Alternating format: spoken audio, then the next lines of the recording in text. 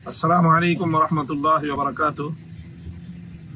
দীর্ঘ দশকের পর দশক জুড়ে মজলুম রাষ্ট্র ফিলিস্তিনের গাজা উপত্যকা সহ ফিলিস্তিনবাসীদের উপর বর্বর ইসরায়েলের গণহত্যা পরিচালিত হয়ে আসছে। সম্প্রতি গত ১.৫ বছর ধরে সেই গণহত্যা এবং তার সেই বর্বরতা অতীতের সকল সীমা অতিক্রম করেছে। সারা পৃথিবীর শান্তিকামী মানুষ ইসরায়েলি বর্বরতার বিরুদ্ধে গর্জে উঠেছে।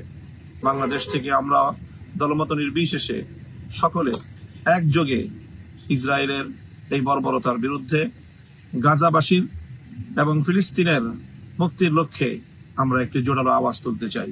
প্যালেস্টাইন সলিডারিটি মুভমেন্টের পক্ষ থেকে আগামী 12ই এপ্রিল শনিবার বিকেল ৩টায় শাহবাগ থেকে মানিক মিয়া এভিনিউ পর্যন্ত এক সর্বদলীয় মানবতার বিশাল প্রতিবাদী বিক্ষোভ মিছিল অনুষ্ঠিত হবে।